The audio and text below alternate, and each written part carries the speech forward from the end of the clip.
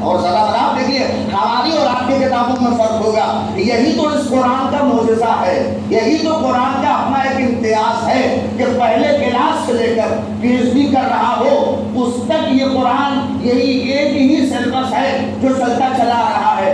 میں کیسے آپ کے سامنے کہوں, اس کا معجزہ اپنا یہی ہے. آج دیکھ لیجئے دنیا اتنی ترقی اور ٹیکنالوجی اس منزل پر پہنچنے کے بعد بھی آج باقاعدہ طور کے اوپر آپ دیکھ لیجئے سیلبس روز بدلے جا رہے ہیں. سارے جتنے ٹائم ٹیبل ہیں سب بدلے جا رہے ہیں. آپ NCERT والے کو اٹھا کے دیکھ لیجئے, وہ اپنا سیلبس بدل رہے ہیں, یہ ہونا چاہیے, یہ نہیں ہونا چاہیے.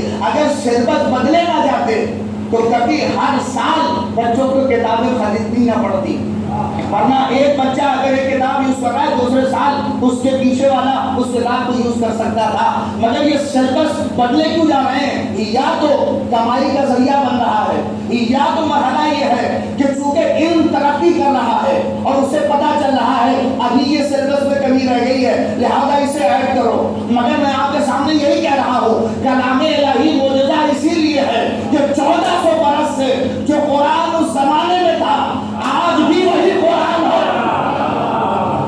ذرہ برابر بھی اس میں کوئی فرق نہیں ہے. یہ میں نہیں بتا سکتا ہوں. جب کسی نے عبداللہ جواد عمری سے پوچھا کہ وجہ کیا ہے قرآن کا سیلبس نہیں بدلتا, کہ 2024 میں اللہ کہے کہ اب سے قرآن بدل جائے گا, اب یہ ہوگا, تو انہوں نے بڑا اچھا جواب دیا. کہا کہ دنیا کی کتابوں میں اور خدا کے کلام میں فرق یہی ہے کہ دنیا کی کتابیں آج آئی کل پرانی ہو جائیں گی, مگر قرآن کا کمال یہ ہے کہ زمانہ پرانا ہوتا جاتا ہے, قرآن نیا ہوتا جاتا ہے. سالوان کرتے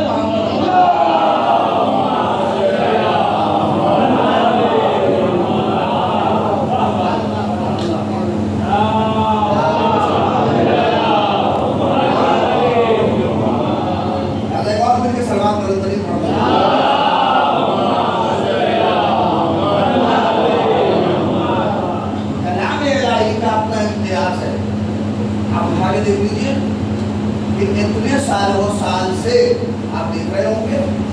اور کی بات ہے یہی قرآن مجید کی آیتیں کلام الہی تو سب کے لیے ہدایت ہے. ایک عام آدمی کو قرآن پڑھ کے کچھ نہ کچھ لے لیتا ہے, ایک عالم بھی پڑھ کے قرآن سے کچھ نہ کچھ نکال ہی لیتا ہے, ایک مرجع وقت ہے تو وہ اپنے اعتبار سے کچھ نکالتا ہے, اور وہ اس سے اوپر ہے تو وہ اپنے اعتبار سے نکالتا ہے.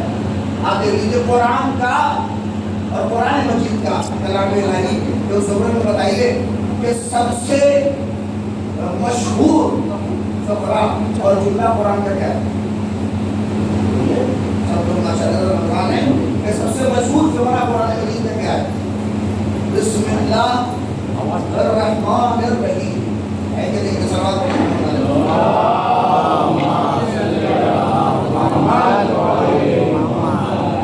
توجہ کریے کہ قرآن مجید کا سب سے مشہور فقرہ کون سا ہے؟ بسم اللہ. اس سے آسان کوئی فقرہ ہے؟ یہی تو وہ مشہور فقرہ ہے کہ جو ہر زبان پہ زبان ہے. کیا ہے کہ بسم اللہ الرحمن الرحیم, یہ سب سے مشہور فقرہ ہے. اس بسم اللہ الرحمن الرحیم کو محمد مہدی جیسا جاہل آدمی نہیں پڑھتا ہے, اور کیا بس یہی تو کہتا ہے کہ شروع کرتا ہوں میں اللہ کے نام سے جو رحمان ہے اور رحیم ہے. ہم یہ تو سمجھتے ہیں. آپ کسی بسم اللہ الرحمن الرحیم کو ایک تھوڑا سے پڑھے لکھے کے پاس پہنچے گا تو وہ کچھ بات اور شاید نکال لے اس میں, اس سے اوپر گیا تو کچھ اور نکال لے گا.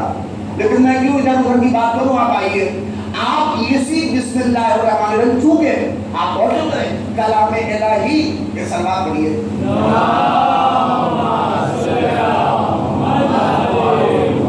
ہم لوگوں کو مائی کے سامنے پڑھنے کے عادت ہے, کالر مائی ان کی ہے نہیں, تو لہٰذا جو ہے وہ اپنے یہاں اسٹیبل نہیں ہے, لیکن اب مسجد کا سسٹم یہی ہے, تو لہٰذا آپ توجہ کریے, میرے بائک پہ نہ جائیے, آواز میں پہنچا دے جاؤں گا زیادہ لوگ نہیں, لہٰذا توجہ کریں. اب دیکھیے سب سے آسان اور جو سب کو زبان زد ہے وہ ہے بسم اللہ الرحمن الرحیم. چونکہ دیکھیے قرآن مجید اور کلام الہی اس کا اپنا امتیاز یہ ہے کہ اس کے بطن میں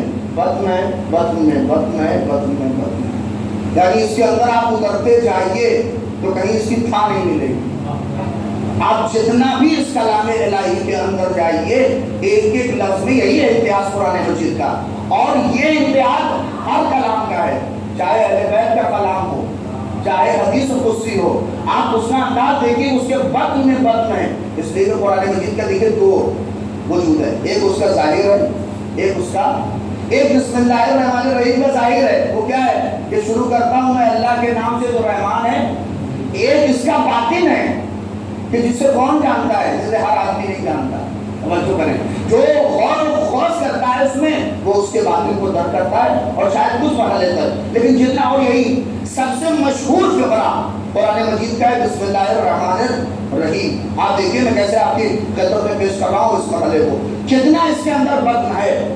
کہتے ہیں کہ عام، میں کسی پرجا کی بات نہیں کر رہا ہوں، میں مجھ جیسے کسی ساتھیوں کی بات نہیں کر رہا ہوں، میں کسی عام آدمی کی نہیں بات کر رہا ہوں۔ آئیے اسی بسم اللہ میں کیا یہی حق تو ہے کہ شروع کرتا ہوں میں اللہ کے نام سے جو رحمان ہے اور رحیم ہے۔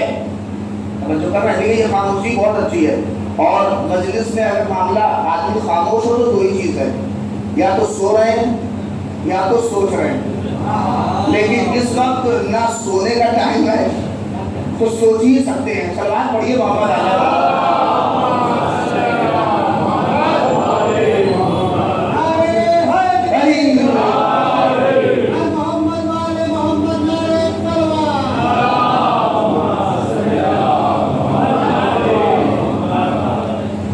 سو تو بالکل نہیں رہے لہٰذا، اور اگر کوئی سو بھی رہا ہوگا تو یہ سلوات اس کو جگہ دی ہوگی، ایک اور سلوات۔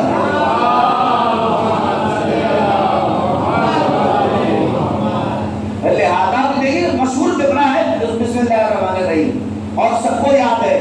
کہتے ہیں کہ ایک شخصیت تھی جو اس نے شروع کیا جب بسم اللہ کے بارے میں کچھ کہنا، تو باقاعدہ وہ جب کہتا گیا پوری رات گزر گئی، اور جب صبح نمودار ہوئی تو شاگرد نے پوچھا کیا تفسیر الحمد ختم ہو گئی؟ تو اس نے کہا ارے تفسیر الحمد کی بات کر رہے ہو، ابھی تو میں بسم اللہ کے بے ہی ہوں۔ کہیے گا ابھی تو میں بسم اللہ کے بے ہی ہوں، اس سے آگے کہاں پڑھا ہوں؟ نہیں بات ہے، وہ کوئی اور نہیں تھا، وہ ذات علی کی تھی۔ ابن عباس جیسا مفسر سمجھ رہا تھا کہ ایک رات میں الحمد کی شاید تفسیر ہو جائے، علی نے کہا یہ کلام الہی ہے، یہ خدا کا کلام ہے۔ آپ نہیں غور کر رہے ہیں، جب علی کی زبان پوری ایک رات میں بسم اللہ کی تفسیر نہ کر پائے تو ہم جیسے بسم اللہ میں کیا سلوات پڑھتے محمد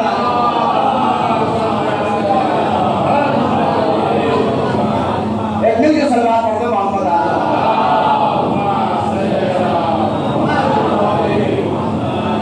پوری رات گزر گئی، اور ابن عباس کہتے ہیں مولا علم کی تفسیر ہو گئی۔ کہا کہاں، ابھی تو شروعات ہوئی ہے، اور ابھی علی تو جہاں سے شروع ہوئے تھے ابھی تو ختم کی بات کرو، ابھی تو شروع ہوا ہے سلسلہ۔ آپ دیکھیے یعنی سمجھ بطن در بطن آیت میں یہ ہے کلام الہی کا اپنا معجزہ ہے، اتنی آسانی سے نہیں کوئی سمجھ سکتا کہ بس آیت پڑھ دیا اور اس کو سمجھا دیا جائے۔ تو جب یہ قرآن کا مزاج ایسا ہے تو جتنے بھی کنیکشن قرآن سے ہوں گے ان کا مزاج بھی ایسا ہی ہوگا، اور ان کے قول کا مزاج بھی ایسا ہوگا۔ اب اسی لیے تو پیغمبر نے کیا کہا، انی حدیث سنیں کہ انی تارکن فیکم الثقلین کتاب اللہ و اقرتی ما ان تمسکتم بہما لن تضلوا بعدی۔ دیکھیں میں دراؤں میں نہیں بات کرنا، پچھلے سال میں نے اسی کی مجلس پڑھی تھی، لہٰذا جنہیں ذہن میں لہٰذا آپ کو حق نہیں پہنچوں گا۔ پیغمبر نے کیا کہا کہ میں دو گراں چیزیں، دو قیمتی چیزیں تمہارے درمیان چھوڑے جا رہا ہوں۔ دیکھیں توجہ کریے، اور اس حدیث قدسی تک پہنچنا ہے کہ میں تمہارے درمیان دو گراں چیزیں چھوڑے جا رہا ہوں، ایک قرآن ہے اور ایک اہل بیت۔ یہاں تک گفتگو سمجھ گیا، اور اس کے آگے کیا کہا پھر؟ اصل مسئلہ یہ ہے کہ نہیں یفترقا حتی یرد علیہ الموت، کہا یہ دونوں کبھی جدا نہیں ہو سکتے، یہاں تک کہ حوض کوثر پہ ہم سے ملاقات کریں گے۔ بات اسی کے اوپر ہے، یعنی کیا مطلب، یہ جو قرآن اور اہل بیت یہ دونوں کا جو رشتہ ہے یہ کبھی بھی الگ نہیں ہو سکتا۔ اس سے کیا سمجھے ہم آج تک بتائیے، یہ ہے نا قول پیغمبر، یہ الگ نہیں ہو سکتا، کیا مطلب؟ اب مجھ جیسا آدمی ہوگا تو یہی سمجھے گا کہ اس کا مطلب کہ جہاں بھی قرآن رکھا ہوگا وہاں اہل بیت کی کوئی ذات کھڑی ہوگی. نہیں بہت کریے، یہ ہو سکتا ہے یہی تو کہ جہاں قرآن رکھا ہوگا وہاں اہل بیت کی کوئی ذات ہوگی. یہ دونوں جگہ نہیں ہو سکتی، یہی تو ہو سکتا ہے. یا تو یہ مانیے کہ جہاں اہل بیت ہوں گے جیب میں قرآن رکھے ہوں گے، یہی ہوگا. لیکن نہیں، یہ اس سے بڑھ کے پیغمبر کہہ رہے ہیں دونوں کبھی جدا نہیں ہو سکتے. باقاعدہ علماء نے لکھا اس کا مطلب یہ ہے کہ یہ نہیں کہا جا رہا ہے کہ جہاں اہل بیت ہو وہاں کوئی قرآن کی اہل بیت کی کوئی ذات ہوگی، یہ وہ اہل بیت ہو تو جیب میں قرآن نہیں، بلکہ کہا یہ جا رہا ہے کہ جو شان قرآن ہے وہ شان اہل بیت ہے. نہیں توجہ کریے کہ جو شان قرآن ہے وہ شان اہل بیت ہے. اسی لیے کسی کہنے والے نے کیا خوب کہا کہ اگر قرآن کو جسم دے دو تو صورت اہل بیت بن جائے، اور اہل بیت کی سیرت کو اگر لکھ دو تو قرآن مجید بن جائے.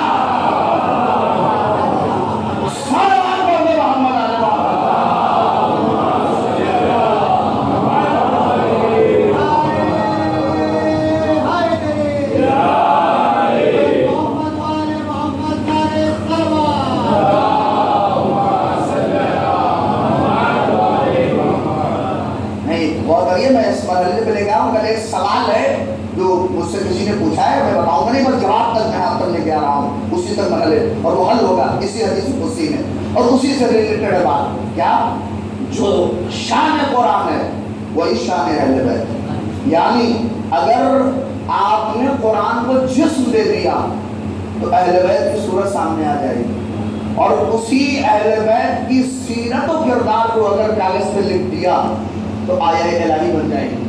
اور یہی جو شان قرآن ہے وہی شان اہل بیت ہے. اور کیا؟ اور اس کا مطلب یہ ہے کہ اور دوسری چیز یہ علماء نے لکھا کہ کسی طرح کا کوئی اختلاف جیسے قرآن میں نہیں ہے. کیا ہے قرآن کے لیے کہا کہ اگر یہ قرآن غیر خدا کی طرف سے ہوتا، یہ سلوات پڑھیے محمد علیہ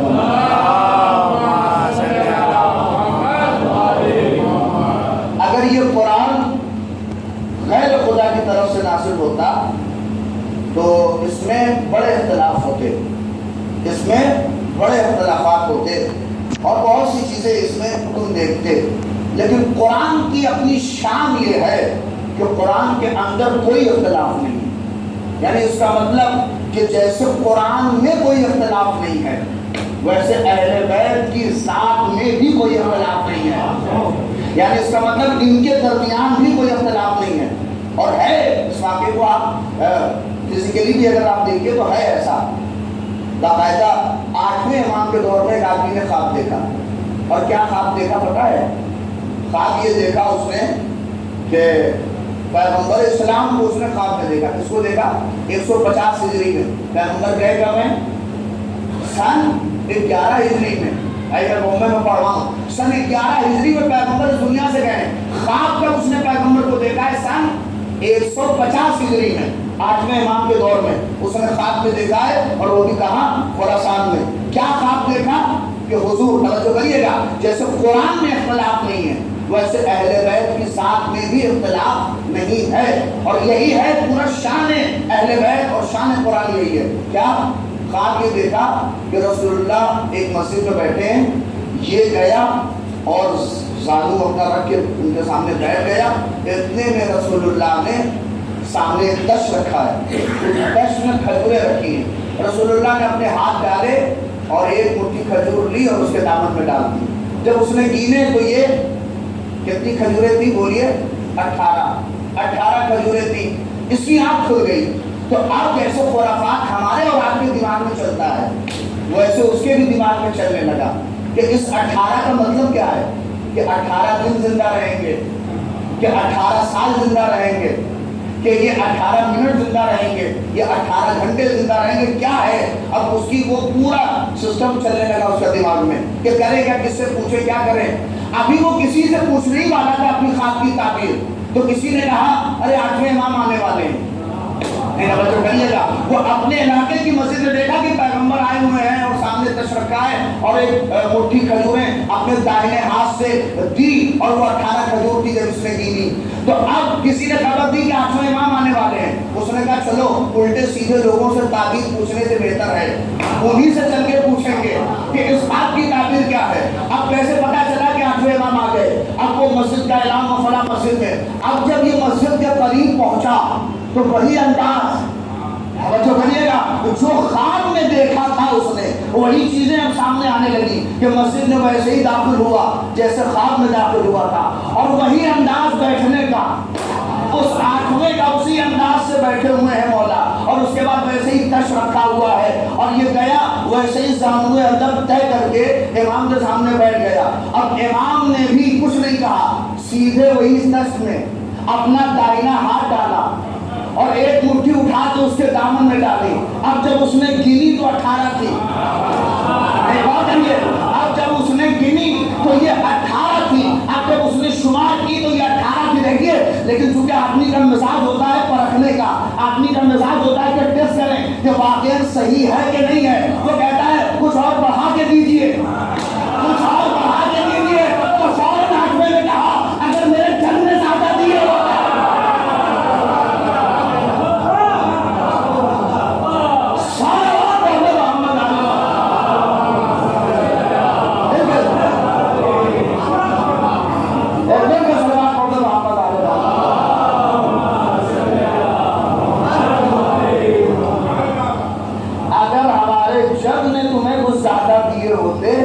تو ہم بھی تمہیں بڑھا کے دیتے، جتنا انہوں نے دیا ہے اتنا ہی دے رہے ہیں۔ اب جیسے کہا سارا خواب کی تعبیر اسے مل گئی کہ او اس کا مطلب یہ کہ 8ویں سے ملاقات میرے مقدر سے تھی۔ اب جیسے ہی دیکھا کہ وہی انداز وہی ہاتھ، نہیں آپ نے غور کیا شاید بات میں کہہ رہا ہوں، جیسے قرآن میں اختلاف نہیں، وہ دیکھیے جیسے ہمارے رسول اللہ نے جیسے ایک مٹھی اٹھائی اور دے دی 18، کیا امام 1 2 3 4 کھجوریں کیا فردی نہیں دے سکتے تھے، لیکن 8ویں نے بتایا کہ ہمارے درمیان نہیں، غور کریے، اگر جن کی مٹھیوں میں اختلاف نہ ہو ان کے کردار میں اختلاف ہے۔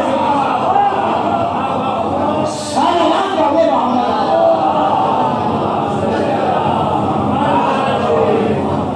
ایک اور سے بہتر صلوات پڑھ دو۔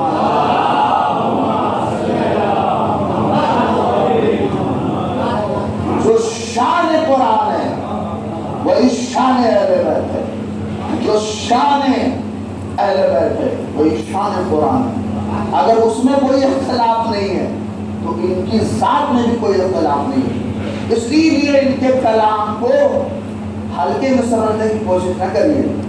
کلام الہی کو پھر بھی ہے، ہم اور آپ ایک حدیث واٹس ایپ پہ چل گئی تو 10 جگہ فارورڈ کر کے ہوشیار بننے لگتے ہیں، ارے یہ امام نے فرما دیا، یہ فرما دیا، ارے اتنی جلدی کیوں کرے، تھوڑا سوچ کرو، تھوڑا سمجھو تو کس نے کہا ہے، تھوڑا سمجھو تو یہ کس کی حدیث ہے۔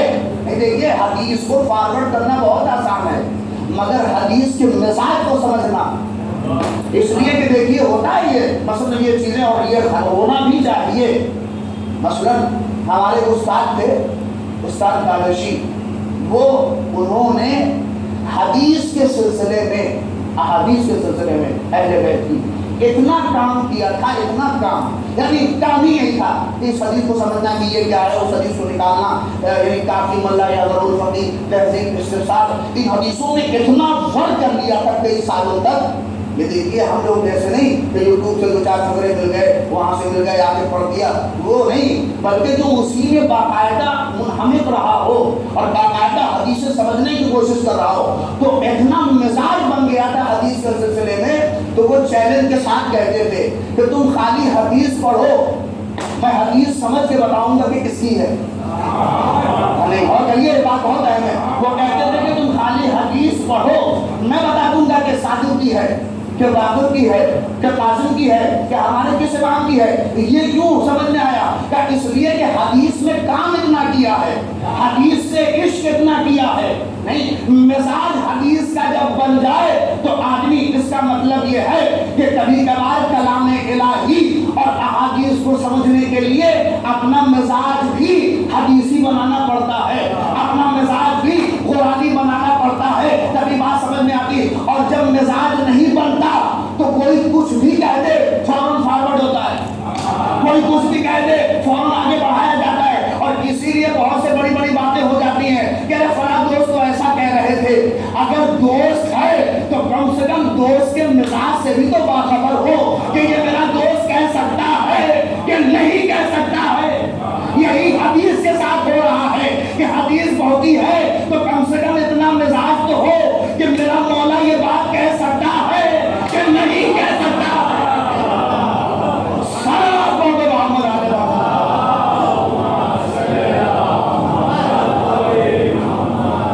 ایک مل کے سلوات پڑھے محمد علیہ۔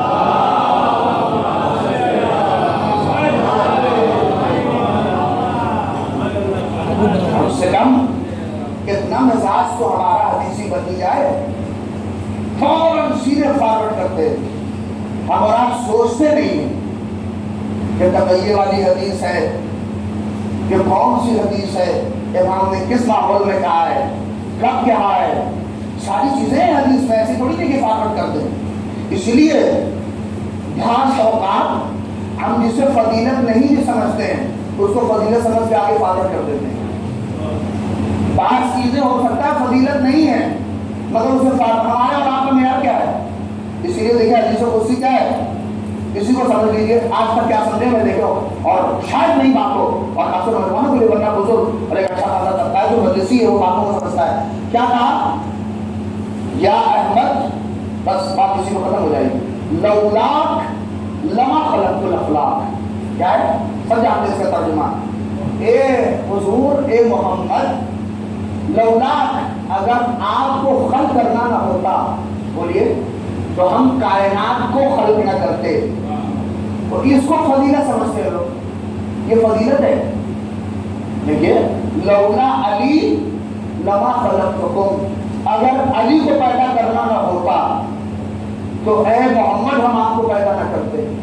اور اس کے بعد کیا، لولا فاطمہ لما خلقتکما، اگر فاطمہ کو پیدا کرنا نہ ہوتا تو ہم دونوں کو پیدا نہ کرتے۔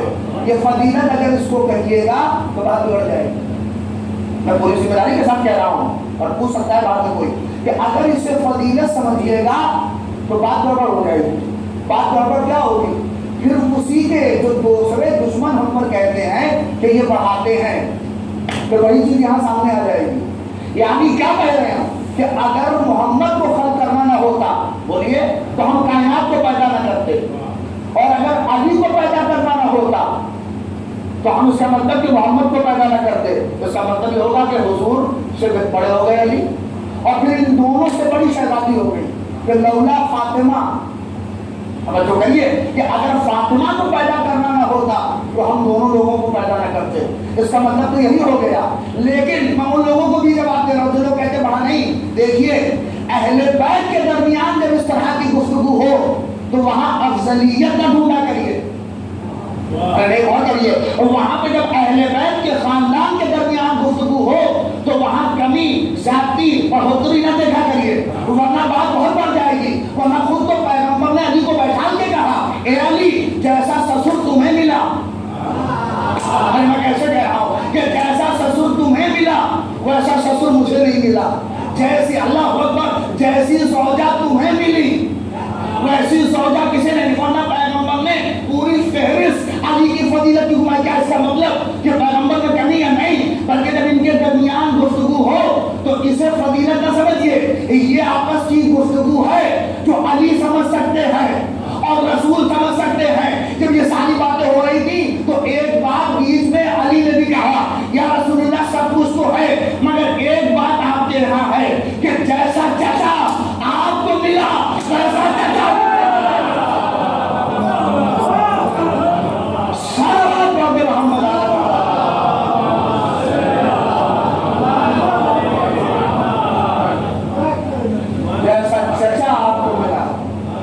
ان کے درمیان اگر گفتگو ہوتی ہے تو اسے ہم اور آپ اگر اس میں نہیں تو اس کا مطلب کہ رسول اللہ میں کچھ کمی ہے۔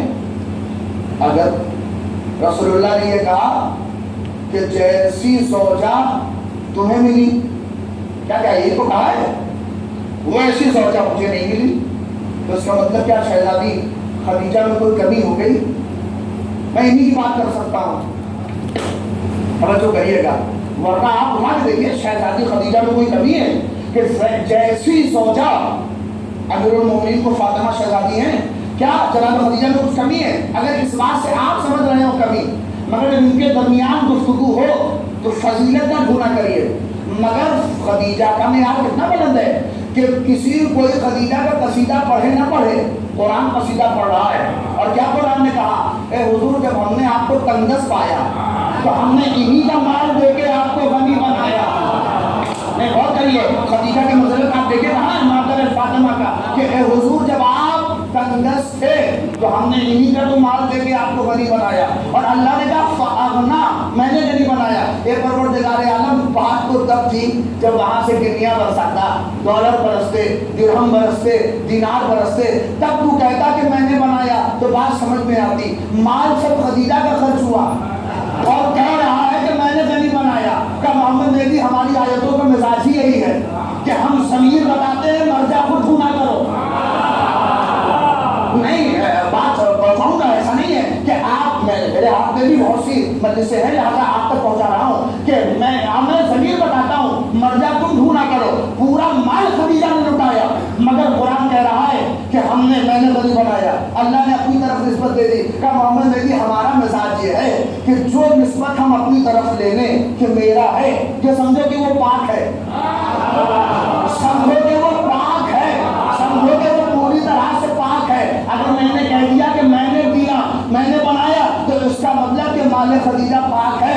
محمد نبی تم امامہ لگانے کے بعد کہو کہ مال خدیجہ پاک ہے، تو یہ کوئی ہنر نہیں ہے، خدیجہ کا مال تو پاک ہی تھا۔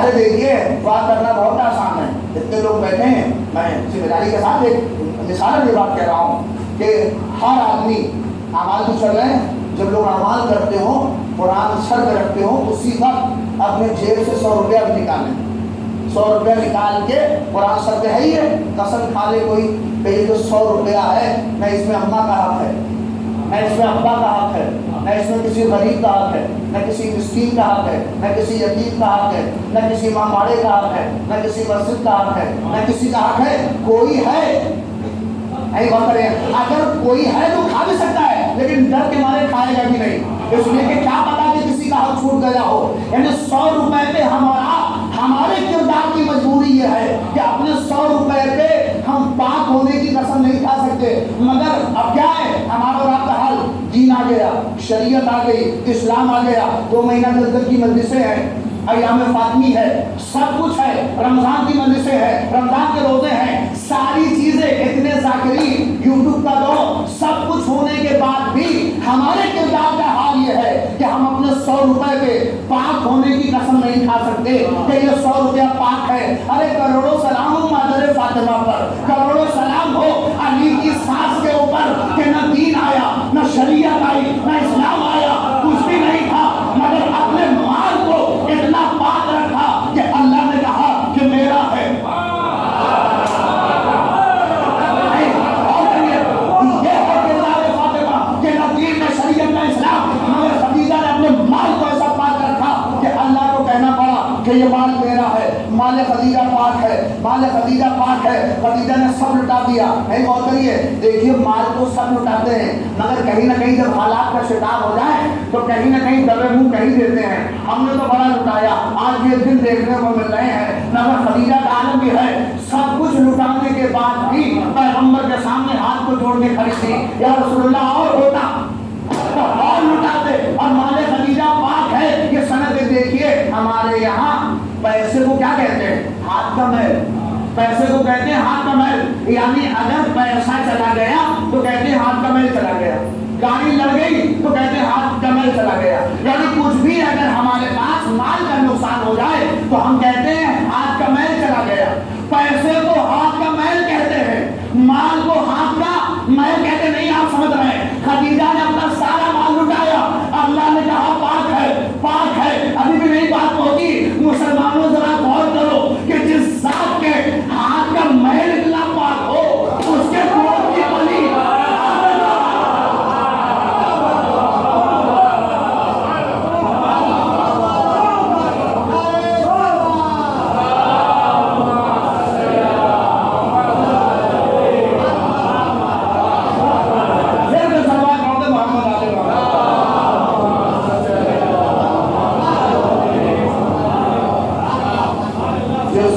शहजाद गिरामी के हाथ का मैल इतना पाक हो, उस शहजादी की गोदी की पली फातिमा सिद्दीक़ा कितनी पाको पाकीज़ा होंगी।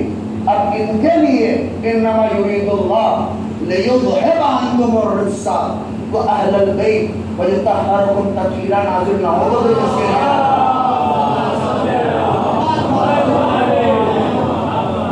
लिहाजा आप समझ लीजिए इस मसले को। दुनिया जो चाहे कहे, 10 मिनट तमाम कर दिए और इसी पे गुफ्तगू इंशाअल्लाह कल आपकी खिदमत में इससे आगे। लिहाजा हदीसों को अगर समझना है तो हम और आप समझें कि कहीं ऐसा तो नहीं है कि ये हदीस बनी उमैया के कारखाने से गढ़ के आ गई है। इसलिए कि ये समझना उन लोगों का काम है जो हदीस मिजाज हैं, जो हदीस को समझते हैं, वरना गढ़ने वाले और गढ़ के लिखने वालों की तादाद बहुत है। जाके उठा के देखिए, बाकायदा पैसे दिए जाते थे, हदीसें लिखी जाती थी। प्यास नहीं बिक रही है तो प्यास में हदीस कह दो। कोरोना का दौर अगर उस वक्त आ गया होता तो कोरोना पे भी एक हदीसें आ जाती। और जैसा चल रहा हो माहौल वैसा नहीं, माहौल के एतबार से हदीसें ढल जाए तब कमाल नहीं है, बल्कि हदीसों के साए में माहौल को डाल दिया जाए ये कमाल। और यही अहले बैत का दस्तूर। अल्लाह बस मैं यही पे बात को बढ़ाऊँ इंशाअल्लाह, क्योंकि वक्त अपनी मंजिलों तक है। आप भी उनके पैसे इस मंजिल तक आए और मुसलसल जिक्र अमीरुल मुमिनीन, मसाइब अमीरुल मुमिनीन, अहले बैत की गुरबत का मातम कर रहे हैं। शहजादी अल्लाह अकबर, अंदाज़ा करिए कि जो अज़वात मुक़द्दसा इतनी उनके अक़वाल, उनके कौल का मरहला ये हो, किरदार के किस मंजिल पे ये शख्सियतें होंगी। मगर दुनिया को नहीं समझना था तो नहीं समझी। वरना अली जैसे के लिए ये कहा जाता कि अली नाउज़ुबिल्लाह अस्तग़फिरुल्लाह, अली चाहते ये हैं कि बैतुल माल का माल अपने पास रखें। ये सारे लोग कैसी अमीरुल मोमिनीन को तोहमतें। नमाज में अली के सर पे सरबत लग जाए तो शाम से ये आवाज़ बुलंद हो जाए कि क्या अली नमाज पढ़ता था।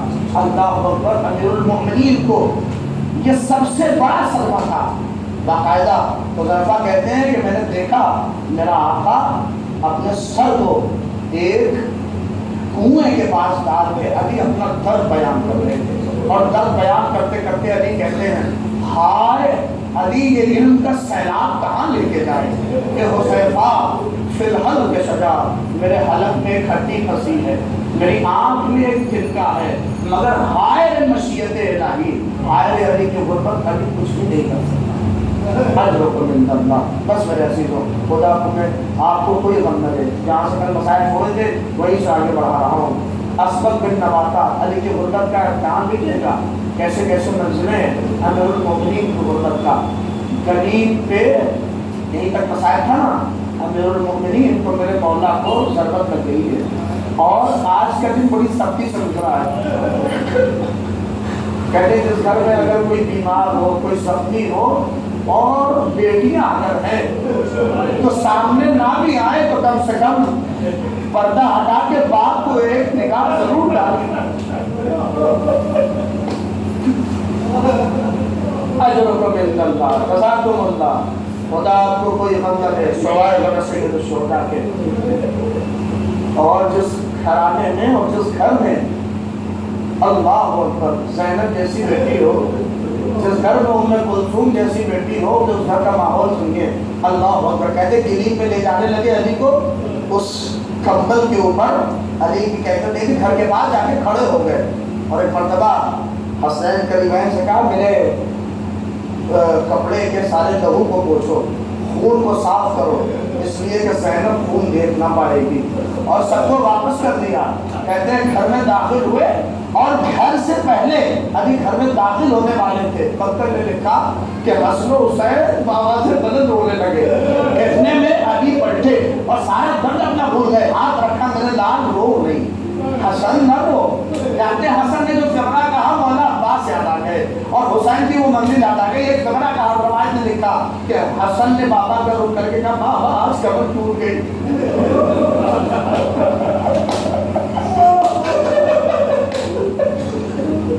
नहीं सोगवारो अगर महसूस कर लोगे तो تڑپ کے رو گے. کیا جیسے ہی ہاتھ رکھا نا حسن کو تسلی دینے کے لیے میرے لال نہ رو تو جانتے بس ایک خبرہ تھا بابا آج کمر ٹوٹ گئی, آج کمر ٹوٹ گئی. اب یہاں پہ علی کو وہ منزل یاد آئی ہوگی. کہتے علی پلٹ کے حسین کی طرف دیکھے کہ میرے لال یہ خبرہ تو اس وقت کہنا پڑے گا جب عباس کو نیزہ لگے گا ان کا سارا سہارے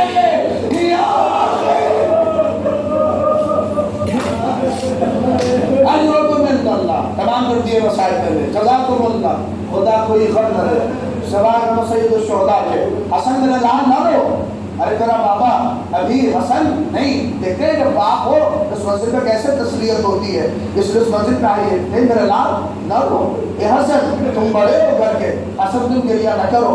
اللہ اکبر یہ سب پہ آتا ہے یہ وقت. اے میرے لال حسین کی طرف مڑے میرے لال تم نہ رو. جانتے ہیں امام حسین نے کیا کہا لا یوم کا یوم کا.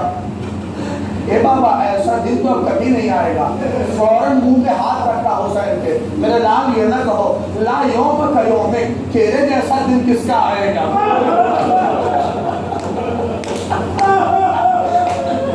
اے میرے لال تم ایسا نہ کہو تیرے جیسا دن کس پہ آئے گا. اللہ اکبر. اب علی اب آمادہ ہو جائیے پرسہ کیسے دینا ہے. حسن و حسین کو تو رونے سے منع کر دیا, گلے لگایا ہوگا کہ میرے لال نہ رو. علی رو نہیں گئے ہیں لیکن مقتل نے دیکھا جب گھر میں داخل ہوئے اور زینب و کلثوم نے جیسے ہی دیکھا دوڑ کے بابا